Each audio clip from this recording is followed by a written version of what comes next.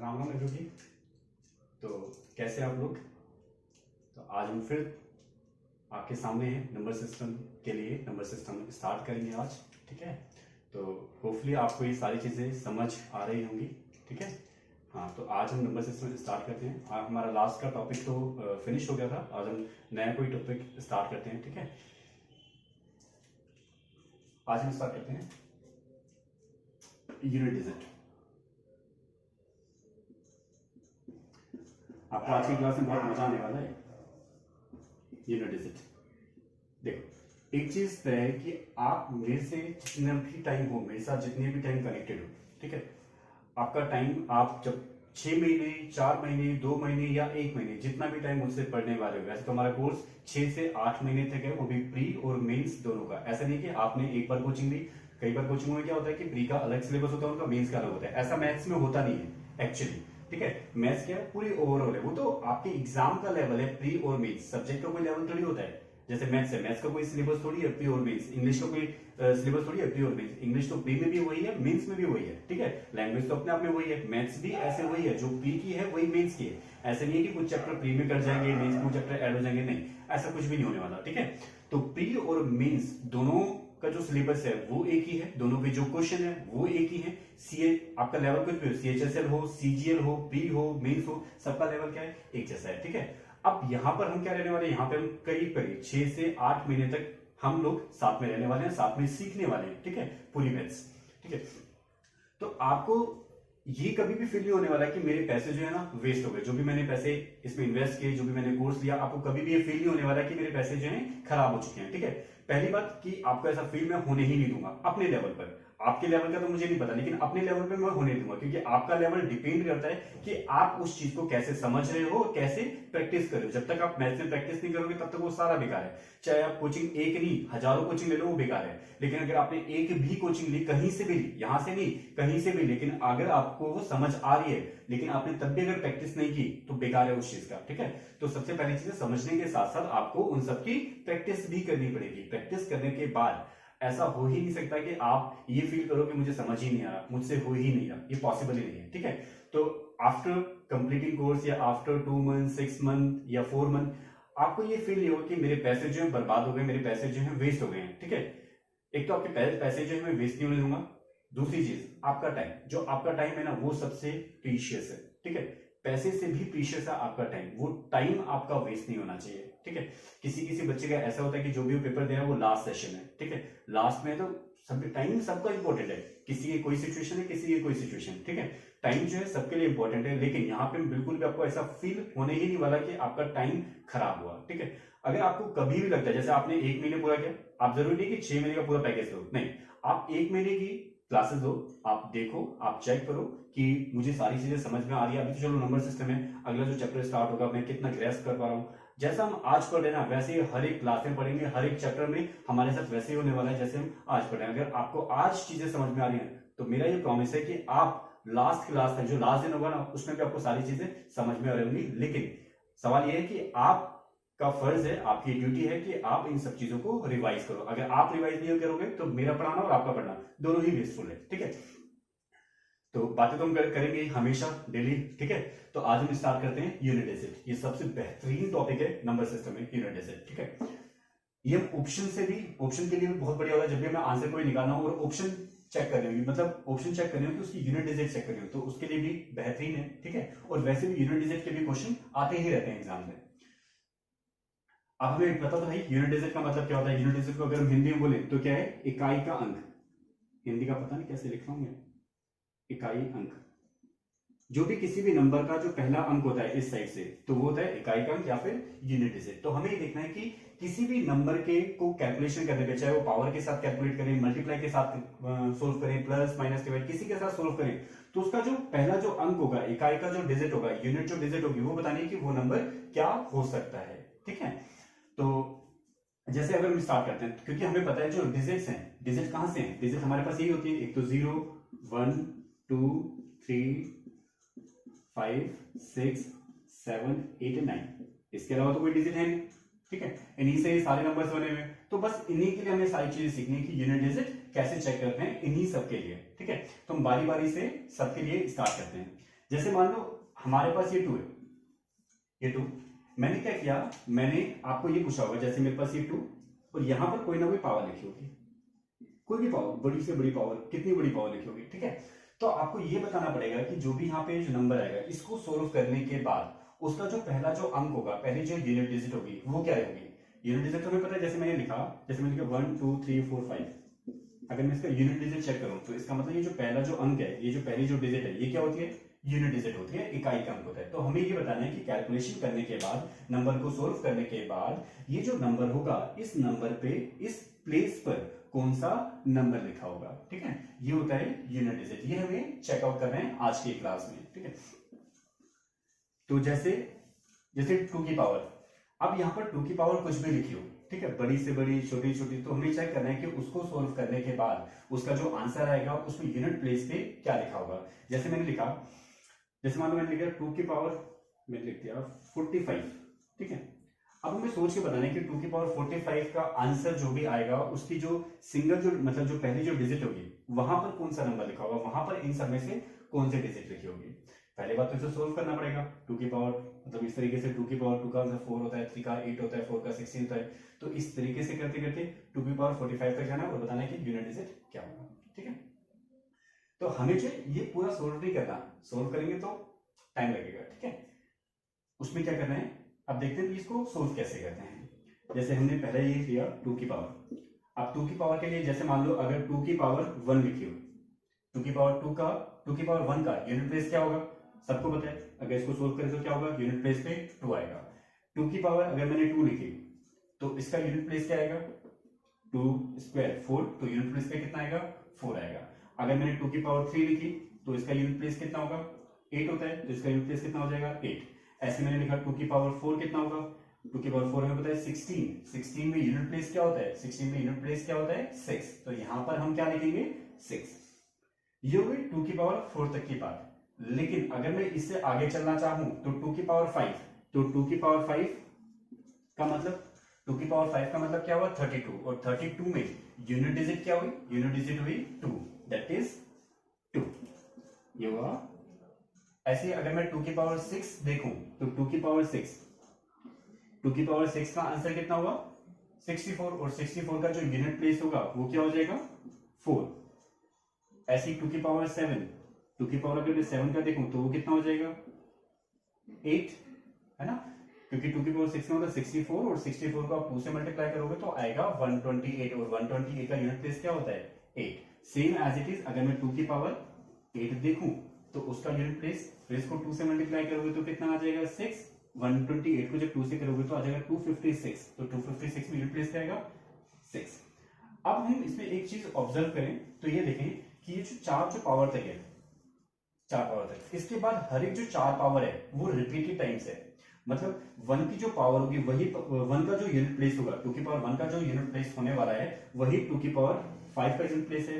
हर एक 4 के बाद, हर एक उसके बाद 2 की पावर 9 का भी वही यूनिट प्लेस होने वाला है, 2 की पावर 13 का भी वही यूनिट प्लेस होने वाला है। सेम ऐसे 2 की पावर 2 का जो यूनिट प्लेस है हर एक 4 के बाद 2 की पावर 6 का भी वही होगा, 2 की पावर 10 का भी वही होगा, 2 की पावर 14 का भी वही होगा, इस तरीके से करके। सेम ऐसे 2 की पावर 3 का अगर 8 है तो हर एक 4 के बाद जो है यूनिट प्लेस पे क्या आने वाला है, 8 आने वाला है, ठीक है। तो हमें करना क्या है, क्योंकि हर एक 4 के बाद क्या है, रिपीटेटिव है, हर एक 4 के बाद जो है यूनिट डिजिट जो होगी वो इसकी रिपीट होगी। तो हमें करना क्या है, जो भी यहाँ पे पावर लिखी हो, बस ये ध्यान रखना है कि जो भी यहाँ पे पावर लिखी होगी उस पावर को हमें 4 से डिवाइड करना है, क्योंकि हर एक 4 के बाद जो पावर हो रही है वो रिपीट हो रही है, ठीक है। इसलिए क्या करना है, जो भी यहाँ पे पावर लिखी होगी उस पावर को क्या करना है, पहले उस पावर को हमें 4 से डिवाइड करना है। अगर वो 4 से डिवाइड हो जाए कंप्लीटली, मान लो कंप्लीट, जैसे 2 की पावर 4 है, ये 4 तो 4 से डिवाइड हो जाएगा, ठीक है, कंप्लीटली डिवाइड हो जाए तो यूनिट प्लेस पे कितना आएगा, 6। अगर वो डिवाइड कंप्लीटली हो रहा है, तो अगर वो परफेक्टली उससे भाग हो रहा है, विभाजित हो रहा है, तो इसका मतलब उसके यूनिट प्लेस पे क्या आएगा, 6। हमेशा जो भी 2 की पावर लिखी है उस पावर को 4 से डिवाइड करना है। 4 से डिवाइड होने के बाद अगर वो कंप्लीटली डिवाइड हो जाता है तो इसका मतलब उसके यूनिट प्लेस पे हमेशा कितना आएगा, 6। लेकिन अगर वो 4 से डिविजिबल नहीं होता, मतलब जहां तक वो डिवाइड हो जाए वहां तक डिवाइड करने के बाद जो बचता है, जो रिमेनिंग पावर बचती है, उस रिमेनिंग पावर के अकॉर्डिंग हम सोचेंगे कि उसका यूनिट प्लेस क्या होगा। जैसे ये 2 की पावर 45 लेके, अब पहले हमें इसको 4 से डिवाइड करना है। 4 से अगर डिवाइड करें तो कहां तक डिवाइड हो जाएगा, 44 तक डिवाइड हो जाएगा। तो बचा गया 2 की पावर 1, ये है रिमेनिंग पावर, जो काटने के बाद जो पावर बचेगी वो देखनी है। तो 45 से 45 तक में 44 डिवाइड हुआ तो क्या बचा, एक पावर बची, मतलब 2 की पावर कितनी बची, एक बची, ये होगी इसकी रिमेनिंग पावर। अब रिमेनिंग जो पावर ये बची हुई है इसके अकॉर्डिंग लेना है, ये तो हमें पता है 2 की पावर 1 हो तो यूनिट प्लेस पे कितना आता है 6, सॉरी 2।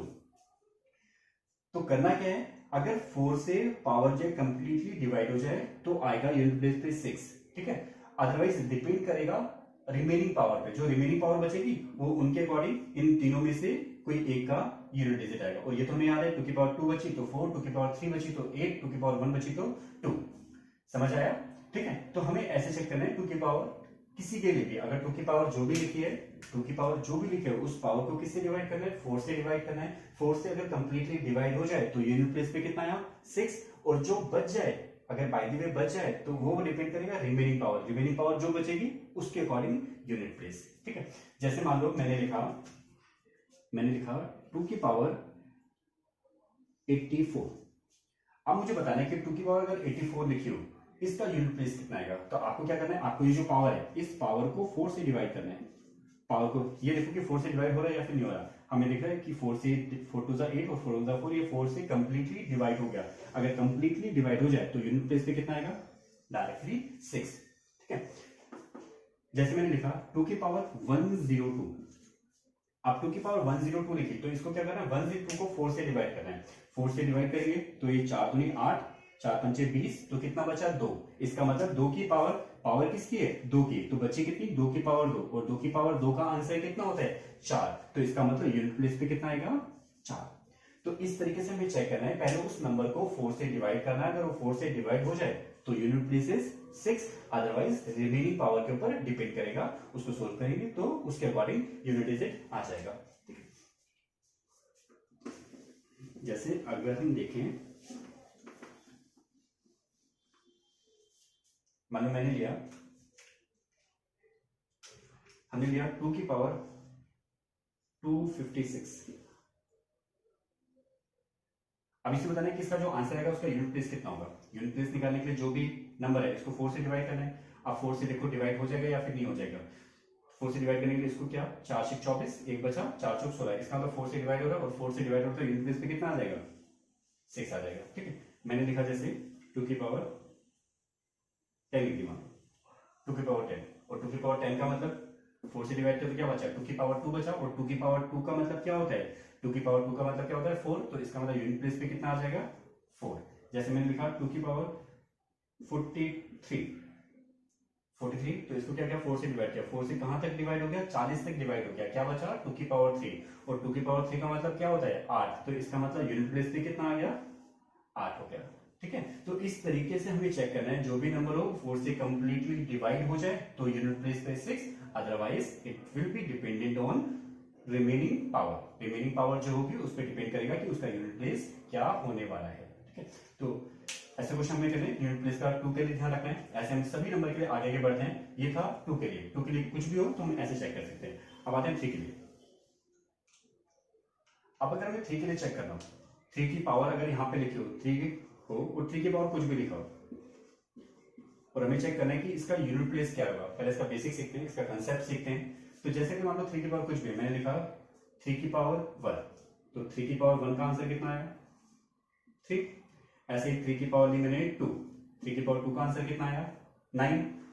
ऐसे मैंने लिखा 3 की पावर 3, 3 की पावर 3 का मतलब कितना होता है 27, 3 की क्यूब, और 27 का मतलब क्या होता है यूनिट प्लेस पे कितना आया हमारा 7, तो मैंने लिखा यहाँ पे 7। ऐसे 3 की पावर 4, 3 की पावर 4 कितना होता है 27, इधर है तो 27 को 3 से करते हैं, 3 की पावर 4 का मतलब होता है 81, और 81 का मतलब कितना हो गया यूनिट प्लेस पे कितना 1। और अगर यहाँ से कैलकुलेशन है ना, एक निकालने के बाद इसी नंबर को 3 से, जैसे 3 का स्क्वायर कितना आया 9, 3 की पावर 3 निकालने तो इसको 3 से मल्टीप्लाई करो, कितना है 27, 7 आ गया, ठीक है। फिर इसका 3 की पावर 4 निकालने, इसको 3 से मल्टीप्लाई करो, कितना है 21, सॉरी हाँ 21, 3 को इससे मल्टीप्लाई करेंगे तो कितना आया 1, ठीक है। अब ऐसे मान लो इससे आगे बढ़े, अगर 3 की पावर 4 निकाल 3 की पावर 5 निकालें तो 4 तक तो आ गए, इसका मतलब इसको कितने से मल्टीप्लाई करें, पूरी पावर निकालने की जरूरत नहीं, नंबर सोल्व करने की जरूरत नहीं, क्योंकि हमें क्या चाहिए सिर्फ यूनिट प्लेस। तो यूनिट प्लेस के लिए इस नंबर को मान लो हम 3 से मल्टीप्लाई किया तो कितना आया 3 आ गया। तो 3 की पावर 5 का यूनिट प्लेस कितना होगा 3 हो जाएगा। ऐसे हम 3 की पावर 6 चेक करें, इसको 3 से मल्टीप्लाई किया वापस 9, 3 की पावर 7 चेक की, इसको 3 से मल्टीप्लाई किया 7, 3 की पावर 8 चेक की, वापस कितना आया 5। इसका मतलब इसमें भी हम देखें कि इसमें भी रिपीटिशन है, हर एक 4 नंबर के बाद, हर एक 4 पावर के बाद, हर एक 4 पावर के बाद क्या इसकी पावर जो है सेम रिपीटेटिव है, सेम आती रहेगी। 3 की पावर 1 का जो यूनिट प्लेस है 3 है, 3 की पावर 5 का भी यूनिट प्लेस कितना है 3 है, 3 की पावर 9 का भी यूनिट प्लेस कितना होगा 3 होगा, 3 की पावर 13 का भी यूनिट प्लेस कितना होगा 3 होगा। सेम ऐसे ही 3 की पावर 4 का यूनिट प्लेस कितना है 1, 3 की पावर 8 का भी कितना है 1, 3 की पावर 12 का भी 1, 3 की पावर 16 का भी 1, ये ऐसे चलता रहेगा। तो हमें करना क्या है, हमें ये देखना है कि 3 की पावर जो भी लिखी होगी उस न, क्योंकि ये 4 के इंटरवल में है तो हमें इसमें भी क्या करना है 4 से डिवाइड करना है। तो 3 की पावर जो भी लिखी होगी उस पावर को क्या करना है 4 से डिवाइड करना है। अगर वो 4 से कंप्लीटली डिवाइड हो जाए, अगर ये 4 से कंप्लीटली डिवाइड हो जाए तो उसका यूनिट प्लेस कितना हो जाएगा 1, 4 से डिवाइड हुआ तो 1, और otherwise dependent on remaining power. ठीक है, सेम ऐसे जैसे हमने 2 में कह रहा सेम एज इट इज वही है, बस यूनिट प्लेस का डिजिट चेंज है। जैसे मैंने लिखा 3 की पावर 39, तो पावर को देखना है, इसका बताना है कि इसका यूनिट प्लेस क्या होगा। यूनिट प्लेस निकालने के लिए 39 को हमने 4 से डिवाइड किया तो 36 तक तो कटा, बचा गया 3 की पावर 3, और 3 की पावर 3 का मतलब क्या होता है 27, और 27 का यूनिट प्लेस, 27 का यूनिट प्लेस कितना होता है 7, तो मैंने लिखा यहाँ पे 7। ऐसे ही अगर हम कोई और पावर चेक करें, तो हम यहाँ पे लिख सकते हैं 3 की पावर, जैसे मैंने लिखी मान लो 52। अब हमें चेक करना है 3 की पावर 52 का आंसर क्या होगा, उसको यूनिट प्लेस डिजिट क्या होगा। अच्छा, अगर आपको लगता है कि हमारी जो स्पीड है, बोलने की जो स्पीड है वो ज्यादा है, तो वहां से आप कस्टमाइज कर सकते हो, आप उसको कम पे भी लगा सकते हो। और किसी को लगता है कि मुझे बहुत आसानी से समझ में आ रहा है और मैं बहुत जल्दी जल्दी करना चाहता हूँ, जो जल्दी हो जाएगा करने के बाद, तो आप जो है उस स्पीड को मॉडरेट कर सकते हो, कस्टमाइज कर सकते हो। कस्टमाइज करके वहां पे हाई स्पीड पे, लो स्पीड पे, दोनों पे कर सकते हैं। ठीक है, तो जैसे अब 3 की पावर 52, अब इस नंबर को देखा 52 हमें पता है 4 से डिविजिबल है, 4 से डिवाइड होने के बाद कंप्लीटली डिवाइड हो गया, 4 से कंप्लीटली डिवाइड हो गया, तो यूनिट प्लेस पे कितना आएगा, अगर वो कंप्लीटली डिवाइड हो जाए 4 से तो यूनिट प्लेस पे कितना आएगा 1। अगर डिवाइड नहीं होगा तो रिमेनिंग पावर के अकॉर्डिंग, जैसे मैंने लिखा 3 की पावर 101। अब 101 का मतलब क्या है, 3 की पावर 101 4 से डिवाइड करेंगे तो 100 तक डिवाइड हो जाते हैं, बचा क्या 1, तो 3 की पावर 1 का यूनिट प्लेस कितना होता है 3, तो ये 3 आ गया। अब बड़ा नंबर भी कितना, बड़ा नंबर कुछ भी लिखो, जैसे मैंने लिखा 1000052 ऐसे लिखो। अब आपको थोड़ा सा ना ये पता होना चाहिए कि जो भी यहाँ पे नंबर लिखा है, जो भी यहाँ पे नंबर है उसकी जो पावर है, ये पावर को डिवाइड किससे करना है। अब डिवाइड वाली जो प्रॉपर्टीज होती हैं वो वाली आपको याद होनी चाहिए। जैसे यहाँ पे हमें 4 से डिवाइड करना है, तो आपको पता होना चाहिए 4 से डिवाइड करने का, या तो आप ये करो कि मैनुअली डिवाइड करो, पहले सिंगल डिजिट यूज करके वैसे करो, या फिर आपको पता होना चाहिए कि 4 से डिवाइड का रूल क्या होता है। 4 से डिवाइड का होता है लास्ट की 2 डिजिट, अगर ये भी हम चीजें करेंगे लेकिन धीरे धीरे करके आगे बढ़ेंगे। 52, तो 3 के पावर मतलब जो 52 लास्ट की जो 2 डिजिट है, अगर वो लास्ट की 2 डिजिट 4 से डिविजिबल है तो कितना भी बड़ा नंबर हो, पूरा नंबर 4 से डिवाइड हो जाएगा। तो 4 के लिए क्या करना है, हमें सिर्फ लास्ट की 2 डिजिट देखनी है। लास्ट की 2 डिजिट अगर 52 से डिविजिबल है तो कंप्लीटली होगा, नहीं है तो आपको करके देखना पड़ेगा कि उसका रिमाइंडर कितना बचेगा। रिमाइंडर तो हम इन 2 डिजिट से भी चेकआउट कर सकते हैं। ठीक है, चेकआउट ऐसे कर सकते हैं, जैसे अगर 51 होता तो इसका मतलब उसमें कितना बचा, अगर मान लो 51 है, 51 को अगर हम चेक करते लास्ट में अगर 51 होता तो ये 4 से डिविजिबल नहीं है, लेकिन 52 होता तो डिविजिबल हो जाता। तो इसका मतलब या तो आप बाद में चेक करो या फिर पहले चेक करो। 51 नहीं हो रहा, इसका मतलब इससे पहले कौन सा होगा 48 हो जाएगा। तो 48 हो गया तो क्या बचा, 51 तक के लिए 3 बच गई पावर, तो 3 की पावर 3 के अकॉर्डिंग चेक करेंगे। तो यहाँ पर या तो इससे चेक कर लो या फिर जो भी यहाँ पे नंबर लिखा हो ना उससे पहले वाला डिवाइड करो, जो बचेगा वो रिमेनिंग के अकॉर्डिंग चेक कर देना। तो इस तरीके से हम 3 की पावर जो भी लिखी होगी यहाँ पे उसको 4 से डिवाइड करेंगे। 4 से डिवाइड करने के बाद अगर 4 से डिवाइड हो जाए तो फिर यूनिट प्लेस पे 1, अदरवाइज रिमेनिंग पावर के अकॉर्डिंग डिपेंड करेगा। ठीक है, तो 3 की पावर का भी कर सकते हैं। बस ये ध्यान रखते हैं कि 4 के अकॉर्डिंग 1 और फिर रिमेनिंग पावर के अकॉर्डिंग। अच्छा, अब बात आती है 4 की, 5 की, 6 की, सबकी। चलो देखते हैं 4। अब अगर 4 की पावर कुछ लिखी हो, जैसे हमें पता है कि अगर 4 की पावर कुछ भी लिखी हो, जैसे 4 की पावर अगर 1 लिखी तो इसका यूनिट प्लेस कितना आएगा, 4 हो जाएगा। अगर 4 की पावर 2 लिखी तो इसका यूनिट प्लेस कितना आएगा, 16, और 16 का मतलब क्या होता है, 6 यूनिट प्लेस पे आ गया। अगर मैं 4 की पावर 3 की बात करूं तो 64 इसका आंसर होता है, या फिर हम 4 को इससे मल्टीप्लाई करके भी यूनिट प्लेस चेक कर सकते हैं। तो 4 की पावर 3 मतलब 64, मतलब कितना आया, 4। फिर अगर मैं देखूं 4 की पावर 4 वो होता है 256, और 256 का मतलब भी कितना है, 6। इसका मतलब अगर हम इसमें देखें तो इसका जो यूनिट प्लेस है वो ऐसे से हो रहा है, जैसे इन दोनों में सेम और इन दोनों में सेम। और इसमें क्या है, ये दोनों कैसे नंबर है, ये दोनों है इवन पावर, ओड पावर, और यहाँ पे क्या है, इवन पावर। इसका मतलब वो जो 4 की जो पावर होती है वो पावर दो तरीके से डिवाइडेड है। अगर वो पावर दो तरीके से, अगर पावर ओड हो या फिर पावर क्या हो, इवन हो, या तो वो सम संख्या में पावर लिखे हो या फिर विषम संख्या में पावर लिखे हो। अगर 4 की पावर ओड होगी, विषम संख्या होगी, तो उसका जो यूनिट प्लेस आएगा वो क्या होगा, 4। अगर ओड होगी, जैसे पावर 1, 3, 5, 7 ऐसे हो गई, तो इसका मतलब कि उसका जो यूनिट प्लेस होगा वो 4 होगा। और इवन पावर में क्या हो जाएगा, उसका यूनिट प्लेस 6 हो जाएगा। तो 4 की पावर अगर इवन है तो यूनिट प्लेस 6, अगर 4 की पावर ओड है तो यूनिट प्लेस 4। अब ऐसे आते हैं 5 के लिए। अगर 5 लिखाओ, अगर 5 की कोई पावर हो, अब यहां पर इसके लिए ध्यान रखना है कि 5 की पावर कुछ भी हो, तो 5 की पावर कुछ भी होगी तो उसका यूनिट प्लेस कितना आएगा, सिर्फ 0 को छोड़ के बाकी जो 5 की पावर होगी वो क्या होगी, पावर कुछ भी हो तो उसका यूनिट प्लेस हमेशा कितना आएगा, 5। तो 5 की पावर 1 लिखी हो तो हमें पता है ये 5 होता है। 5 की पावर 2 लिखी हो तो कितना होता है, 25, तो उसमें भी कितना आएगा, 5। तो 5 की पावर कुछ भी हो तो उसका यूनिट प्लेस हमेशा क्या आता है, 5। सेम ऐसे ही अगर मैं बात करूं 6 की पावर की, अगर 6 की पावर कुछ भी लिखी हो, 6 की पावर 1, 6 की पावर 2, 6 की पावर 3, तो उसका यूनिट प्लेस भी हमेशा कितना होता है, 6। 6 की पावर 1 6, 6 की पावर 2 36, 6 की पावर 3 216। तो इस तरीके से करके 6 की पावर कुछ भी लिखी हो, कुछ नहीं सोचना, यूनिट प्लेस इज 6। ऐसे ही अगर 1 की पावर कुछ भी लिखा हो, जैसे 1 लिखा हो, जैसे 101 है, 11 है, 121 है, जिसका भी यूनिट प्लेस 1 लिखा हो, क्योंकि हमें बात सिर्फ यूनिट प्लेस के अकॉर्डिंग सोचना है, जो भी सोचना है नंबर के अकॉर्डिंग नहीं, जो भी यूनिट प्लेस लिखा होगा उसके अकॉर्डिंग सोचना है। अभी तो हमने ये डिजिट लिख ली, इस डिजिट्स का मतलब ये है, जैसे अगर हम 2 देखें तो अगर कोई नंबर 202 है और इसके पावर कुछ भी है और इसका हमें ये बताना है कि उसका यूनिट प्लेस क्या होगा, तो हमें इस नंबर से कोई मतलब नहीं है, हमें क्या मतलब है, यूनिट प्लेस से। तो यूनिट प्लेस वाली जो डिजिट होगी वो इनमें से ही कोई ना कोई होगी, तो वहां से हम चेक कर सकते हैं उसकी यूनिट प्लेस की डिजिट। तो ऐसे ही अगर 1 लिखा हो और 1 की पावर कुछ भी लिखी हो, 1 की पावर कुछ भी लिखी हो, तो उसका यूनिट प्लेस भी क्या होता है, 1 के लिए क्या होता है कि अगर 1 की पावर कुछ भी लिखी हो तो उसका भी यूटी क्या होता है, उसका भी यूनिट प्लेस क्या होता है, 1। ऐसे ही अगर 0 की पावर, अगर हम 0 के लिए देखें तो 0 की पावर कुछ भी लिखी हो, 0 का मतलब ये हुआ कि जिसके लास्ट में या जिसका जो यूनिट डिजिट होता है वो 0 होता है, तो उसका भी क्या होता है, उसका भी यूनिट प्लेस हमेशा 0 होता है। जैसे 10, 100, 1000, इसकी पावर कुछ भी लिखी हो तो उसका यूनिट प्लेस क्या होता है, हमेशा 0 होता है।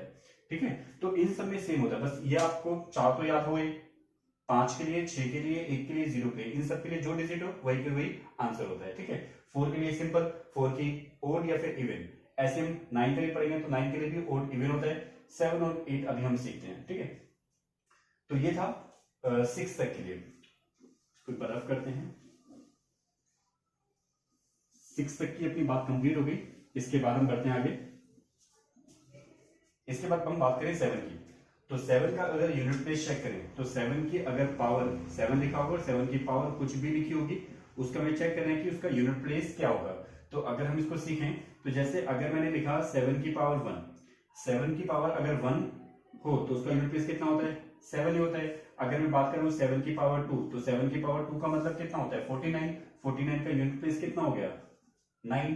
और 7 की पावर 3 की मैं बात करूं तो इसका यूनिट प्लेस कितना हो गया, 7 को इससे मल्टीप्लाई करूंगा 63, और 63 का मतलब क्या हो गया, यूनिट प्लेस कितना हो गया 3।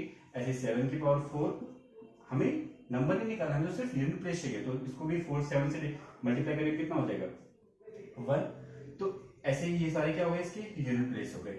ऐसे अगर मैं 7 की पावर 5 देखूं, 7 की पावर 5, फिर इसको 7 से मल्टीप्लाई करूंगा तो ये क्या हो गया 7। अगर मैं 7 की पावर 6 देखूं तो इसको 7 से मल्टीप्लाई करूंगा तो आ जाएगा 9। फिर 7 की पावर 7 देखें तो ये भी मल्टीप्लाई करेंगे तो 3 हो जाएगा। फिर 7 की पावर 8 देखें, इसको 7 से मल्टीप्लाई करेंगे तो 1 आ जाएगा। इसमें भी हम देख रहे हैं कि 4 के बाद हर एक डिजिट, हर एक जो यूनिट डिजिट है वो कॉमन है। जैसे यहाँ पे 4 के बाद 8 में भी 1, 12 में भी 1 आएगा, 16 में भी 1 आएगा। हर एक 4 के मल्टीपल के बाद वो जो यूनिट डिजिट होगी वो बिल्कुल सेम होगी, ठीक है। तो ऐसे ही हमें इसमें भी चेक करना है, जैसे हमने पहले 2 में किया था, 3 में किया था, तो वैसे ही इसमें भी चेक करना है कि अगर 7 की पावर कुछ भी हो, 7 की पावर कुछ भी हो, इसको डिवाइड करना है 4 से। ये जो पावर है इसको डिवाइड करना है हमें 4 से, और 4 से डिवाइड होने के बाद अगर ये कंप्लीटली 4 से डिविजिबल हो जाए, अगर कंप्लीटली 4 से डिवाइड हो जाए तो उसका यूनिट प्लेस क्या आएगा 1। कंप्लीटली अगर 4 से डिवाइड हो जाए तो उसका यूनिट प्लेस आएगा 1, ठीक है। और यूनिट प्लेस कितना आएगा 1 आएगा। अगर ये पावर 4 से डिविजिबल ना हो तो इसका मतलब ये डिपेंड करता है यूनिट डिजिट पर, मतलब यूनिट डिजिट का मतलब है डिपेंड करता है रिमेनिंग पावर पर। जो रिमेनिंग पावर होगी उनके अकॉर्डिंग जो हम यूनिट डिजिट निकाल सकते हैं, ठीक है। तो जैसे अगर मैंने ये लिखा 7 की पावर मैंने लिख दी 32, हमें बताना है इसका यूनिट प्लेस क्या होगा। तो first of all we have to check that this power is divisible by 4 और नॉट, ठीक है। तो 32 क्या है, 32 4 से डिविजिबल है, तो हमने 4 से डिवाइड किया तो कितने, 4 से completely divide, it means if it is divided completely that means its unit place is 1, ठीक है। तो यूनिट प्लेस कितना हो जाएगा इसका 1 हो जाएगा, ठीक है। अगर वो 4 से कंप्लीटली डिविजिबल है then 1, otherwise depend on remaining power, ठीक है। तो जैसे मैंने लिखा 7 की पावर, मैंने लिख दिया 7 की पावर 42। अब मुझे पता है कि 42 है, तो फिर उसके बाद क्या होगा, इसको 4 से डिवाइड किया तो 4 से डिवाइड करने का मतलब कितना हो गया 40 कंप्लीटली डिविजिबल, तो बचा गया 2। अब 2 7 की पावर 2, 7 की पावर 2 रिमेनिंग जो पावर होगी 7 की पावर 2 जो यूनिट प्लेस है वो कितना हुआ 9, तो इसका मतलब यूनिट प्लेस कितना आ गया 9। ऐसे हम कोई भी नंबर दे सकते हैं, जैसे मैंने 7 की पावर बड़ी सी ली, मैंने ले लिया 10024।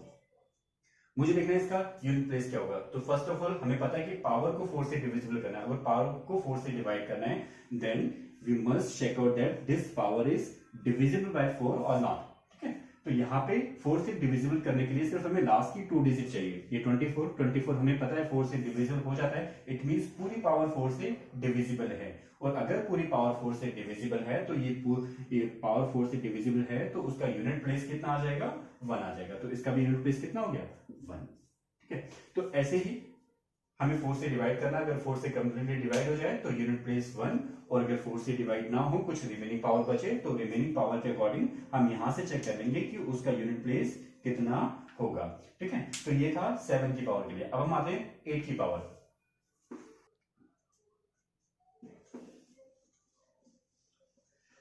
अब करते हैं 8 के लिए। अब हमारा बचा 8 और 9, तो 8 और 9 के लिए करते हैं। तो 8 के लिए अगर हम देखें कि 8 की अगर कोई पावर लिखी हो, 8 की अगर कोई पावर लिखी हो तो इसका यूनिट प्लेस किस पे अंत करेगा, ठीक है। किस पे अंत करेगा मतलब किस पे लास्ट आएगा, ठीक है। यूनिट डिजिट उसकी क्या होगी, ठीक है। तो 8 की पावर सेम वैसे हम कंसेप्ट पहले सीखते हैं, तो उसके बाद शॉर्ट में देखते हैं। जैसे हमने देखा कि 8 की पावर कितनी 1, अगर 8 की पावर 1 का आंसर कितना आएगा 8, तो यूनिट प्लेस पे कितना आया 8। अगर मैं देखूं कि 8 की पावर 2, 8 की पावर 2 का मतलब क्या 64, और 64 का मतलब यूनिट प्लेस कितना आपका 4। और अगर मैं 8 की पावर 3 की बात करूं, वही कंसेप्ट मतलब 8 से मल्टीप्लाई करके भी चेक कर सकते हैं अगर हमें याद नहीं है तब। तो 8 की पावर 3 का मतलब कितना 512, और 512 का मतलब कितना यूनिट प्लेस पे कितना 2। और अगर मैं 8 की पावर 4 की बात करूं तो मैंने जैसे इसे 8 से मल्टीप्लाई किया तो 16, इसका मतलब यूनिट प्लेस पे कितना 6, ठीक है। तो यहां से हमने यूनिट प्लेस पे देखे, इस पे ऐसे नंबर आ रहे हैं। हम थोड़ा सा और आगे अगर प्रोसीड करें, आगे अगर बढ़े तो 8 की पावर 5 का मतलब, जैसे मैंने इसको 8 से वापस मल्टीप्लाई किया तो 8 6 48, 48 में कितना आया 8, तो इसका भी यूनिट प्लेस कितना आ जाएगा 8। 8 की पावर अगर मैं 6 की बात करूं तो इसको 8 से मल्टीप्लाई किया तो 64, 64 का मतलब 4, ठीक है। ऐसे में अगर इसको 8 से मल्टीप्लाई करूं, इसको 8 से मल्टीप्लाई करूं तो 8 की पावर 7 का मतलब कितना हो जाएगा 32, है ना। तो 2 उसमें यूनिट प्लेस हो जाएगा। ऐसे में अगर 8 की पावर 8 की बात करूं तो ये भी कितना हो जाएगा 6 आ जाएगा, ठीक है। तो अगर हम इसमें भी हम ये देख पा रहे हैं कि इसमें भी हर एक जो यूनिट प्लेस है वो 4 पावर के बाद वो रिपीट हो रहा है। जैसे 1 में भी 8 आया, 5 में भी 8 आया, फिर 9 में भी 8 आएगा, 13 में भी 8 आएगा, ऐसे 8 की पावर 4 में 6 आया, 8 की पावर 8 में 6 आया, 8 की पावर 12 में 6 आएगा। इन सब में क्या आता रहेगा 6 6 6 6, ठीक है।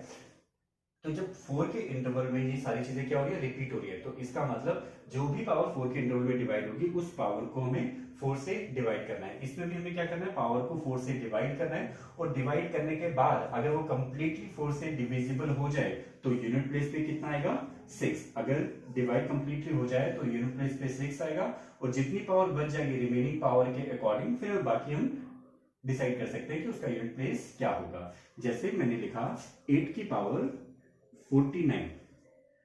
अब हमें चेक करना है कि ये 49 4 से डिविजिबल है या फिर नहीं। 49 तो नहीं होता बट 48 डिविजिबल है, तो बचा क्या 8 की पावर 1 बचा पूरा है, ठीक है। 8 की पावर 1, 8 की पावर 1 का मतलब यूनिट प्लेस पे कितना होता है 8, तो यूनिट प्लेस पे आ गया 8। अगर मैं बात करूं 8 की पावर 86, ठीक है, तो 86 का मतलब इसको 4 से डिवाइड करना है। 4 से डिवाइड करेंगे तो 88 तो डिवाइड हो जाता है, या फिर 84 कर लो, 84 डिवाइड हो गया तो बचा क्या 8 की पावर 2 बचा। 8 की पावर 2 का मतलब अगर 4 से डिवाइड हो जाए तो यूनिट प्लेस पे 6, otherwise depend on remaining powers, ठीक है। तो 8 की पावर 2 बचा, और 8 की पावर 2 का मतलब यूनिट प्लेस पे कितना 4। ऐसे मैंने लिखा 8 की पावर 1003। अब फिर दोबारा 4 से चेक किया, मुझे पता है कि 4 से अगर यहाँ पे 2 जीरो होती या यहाँ पे 4 होता, क्योंकि 4 के लिए डिवाइड करने के लिए लास्ट के 2 डिजिट 4 से डिवाइड होनी जरूरी है। अगर 4 से डिवाइड हो पूरा नंबर 4 से डिविजिबल हो जाएगा। तो 03 कर लो, या फिर इससे पहले 00 भी देख सकते हो, या फिर 04 देख लो। 04 से कर सकते हैं, फिर 00 से कर सकते हैं। अगर मान लो मैंने 00 किया तो वो डिविजिबल है, तो बचा क्या 3, रिमेनिंग क्या बचा 8 की पावर 3, और 8 की पावर 3 का मतलब क्या होता है 2, तो रिमेनिंग प्लेस पे क्या आ जाएगा 2। तो इस तरीके से करके हम 8 की पावर कुछ भी लिखे उसको 4 से डिवाइड करना है। अगर वो 4 से कंप्लीटली डिविजिबल हो जाए तो रिमेनिंग प्लेस पे कितना आएगा आपका 6, otherwise depend on remaining powers. जो रिमेनिंग पावर होगी उसके अकॉर्डिंग हम चेक करेंगे, ठीक है।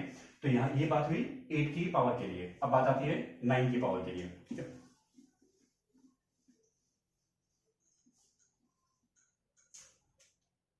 अब 9 की पावर की बात करें तो 9 की पावर के लिए 9 की पावर अगर मान लो 1 लिखी हो, मैंने जैसे 9 की पावर 1 लिखी तो 9 की पावर 1 का आंसर कितना हो गया 9 हो गया, तो मैंने यहाँ पे लिख दिया 9, ठीक है। 9 की पावर अगर मैं 2 की बात करूं तो 9 की पावर 2 का मतलब 81 मतलब 1। अगर मैं 9 की पावर 3 की बात करूं तो फिर इसको 9 से मल्टीप्लाई करना पड़ेगा, तो कितना आ गया आपका 9। अगर मैं 9 की पावर 4 की बात करूं तो इसका मतलब इसको 9 से मल्टीप्लाई करेंगे तो 81, यूनिट डिजिट इज 1, ठीक है। अब इसमें भी हम एक चीज चेक कर पा रहे हैं कि इसमें जो इवन नंबर है, इवन जो पावर है, इवन पावर पे जो यूनिट प्लेस है वो सेम है, और सॉरी ऑड पावर पे जो है वो सेम है, और जो इवन पावर है उस पे सेम है। तो यहाँ पे ये ध्यान रखना है 9 के लिए अगर 9 की पावर अब दो तरीके से डिवाइड होगी। 9 की पावर अगर ओड है या फिर इवन है। 9 की पावर अगर ओड है तो यूनिट प्लेस पे कितना आएगा आपका 9। अगर 9 की पावर इवन है तो यूनिट प्लेस पे कितना आएगा 1। तो 9 के लिए ध्यान रखना 9 की पावर ओड है तो 9, 9 की पावर ओड है तो यूनिट प्लेस पे 9, और 9 की पावर अगर इवन है तो यूनिट प्लेस पे हमेशा 1। तो ये हो गए हमारे सारे नंबर्स कंप्लीट। अब मैं जितनी भी चीजें हमने पढ़ी है उसको थोड़ा सा सबअप करते हैं ताकि आपको लॉन्ग टाइम तक चीजें याद रहे, ठीक है। तो एक बार सबअप करते हैं जितनी भी चीजें हमने पढ़ी हुई है शॉर्ट में। देखो जैसे अभी तक जो हमने पढ़ा वो उसमें क्या था, हमने पूरे 0 से लेकर 9 तक नंबर किए। 0 से लेकर 9 तक के नंबर के लिए पहले हमने देखा 2 के लिए क्या था, जो 2 के लिए था ना वही 8 के लिए, 2 के लिए और 8 के लिए दोनों के लिए सेम है, दोनों के लिए सेम है। जो 2 के लिए था वही 8 के लिए। क्या हमें ये देखना है कि अगर 2 की पावर जो भी हो, अगर 2 की पावर या फिर 8 की पावर जो भी लिखी हो, उस पावर को हमें क्या करना है, उस पावर को 2 के लिए भी और 8 के लिए भी, दोनों के पावर के लिए उस पावर को 4 से डिवाइड करना है। पावर को ये ध्यान रखना, पावर को क्या करना है 4 से डिवाइड करना है। अगर वो कंप्लीटली डिविजिबल है तो दोनों के लिए रिमेनिंग प्लेस यूनिट डिजिट पे क्या आ जाएगा 6। ठीक है, यूनिट डिजिट पे आ जाएगा 6। अगर दोनों की पावर 4 से डिविजिबल, अगर दोनों की पावर 4 से डिविजिबल नहीं है तो उनकी अलग अलग अपनी रिमेनिंग पावर के अकॉर्डिंग यूनिट डिजिट डिसाइड हो जाएगी। जैसे 2 की पावर जो भी है, अगर मान लो 42 है तो 40 डिवाइड हो गया, 2 की पावर 2 बचा तो 8 पे कितना आता है 4, तो वो इसकी रिमेनिंग पावर के अकॉर्डिंग। अगर 8 की पावर 42 है तो 8 की पावर 42 पे कितना हो गया, 42 गया, 40 गया तो बचा गया 8 की पावर 2, और 8 की पावर 2 का भी यूनिट प्लेस कितना होता है 4 होता है। तो हम ऐसे चेक कर सकते हैं। ठीक है, अब आते हैं 3 की पावर के लिए। पहली चीज ये याद रखिए, दूसरी चीज सेम ऐसी 3 की पावर और 7 की पावर, 3 की पावर और 7 की पावर, इन दोनों की पावर भी 4 से, पावर जो है इसको भी 4 से देखना है। अगर 4 से कंप्लीटली डिवाइड हो जाए दोनों की पावर तो दोनों का यूनिट डिजिट जो यूनिट प्लेस पे क्या आएगा 1, और otherwise depend on remaining power. अगर नहीं होता तो जो रिमेनिंग पावर है उसके अकॉर्डिंग डिपेंड करेगा। लेकिन अगर 3 की पावर 7 की पावर दोनों अगर 4 से डिविजिबल है तो यूनिट डिजिट पे 1, ठीक है, अदरवाइज रिमेनिंग पावर के ऊपर डिपेंड करेगा। इन दोनों में सेम और इन दोनों में सेम। बात आती है 4 की। 4 के लिए हमने एक चीज सीखी, 4 के लिए प्लेसिंग सीखी। 4 के लिए हमने 2 चीज सीखी, एक ओड और एक इवन। इसमें हमने ओड सीखा और इसमें हमने इवन सीखा। उसमें ओड क्या था, पावर अगर ओड हो तो यूनिट डिजिट पे कितना होगा, यूनिट डिजिट पे हो जाएगा 4। अगर पावर जो है इवन होगी तो यूनिट प्लेस पे आ जाएगा 6। ऐसे हमने इसके साथ सीखा 9 के लिए। 9 के लिए भी सेम ही था। अगर 9 के लिए चेक करें तो उसके लिए भी 2 चीजें, एक ऑड और इवन, ऑड और इवन। अगर 9 की पावर ऑड है तो उसका यूनिट प्लेस पे कितना आ जाएगा 9। अगर 9 की पावर इवन है तो यूनिट प्लेस पे कितना आ जाएगा 1। ये 4 और 9 का सेम है। इसके बाद आते हैं हम, इसके बाद यूनिट प्लेस बात करें हम 5 की पावर, 6 की पावर, 0 की पावर या 1 की पावर।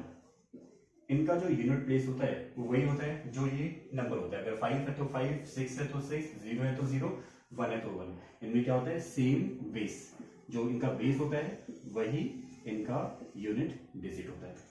ठीक है, तो ये थे हमारे पास यूनिट डिजिट। अभी हम थोड़ा सा और पढ़ेंगे इसके बारे में। 2 और 8 को भी कंपैरिजन करना सीखेंगे, 3 और 7 को भी कंपैरिजन करना सीखेंगे, लेकिन उनकी जरूरत है नहीं, क्योंकि अगर हमने ये चीजें सीखी तो हमें सब कुछ आता है। इसमें डिजिट वाली चीजें हमने कंसेप्ट सारा सीख लिया, लेकिन हम थोड़ा सा और कंपैरिजन करेंगे 2 और 8 को, 3 और 7 को, लेकिन वो क्वेश्चन के बेस से हम दोनों कंपैरिजन करेंगे। तो आज की जो क्लास है वो यहीं तक ही रखते हैं। ठीक है, इसके बाद इसके ऊपर जो क्वेश्चन होंगे वो क्वेश्चन जो है अगली क्लास में डिस्कस करेंगे। तब तक आप ये रिवाइज करके आना, ठीक है, क्योंकि रिवीजन करके आओगे तभी आगे की क्लास बहुत अच्छे से समझ में आने वाली है। ठीक है, तो आज की क्लास यहीं पे रखते हैं। So thank you and good bye.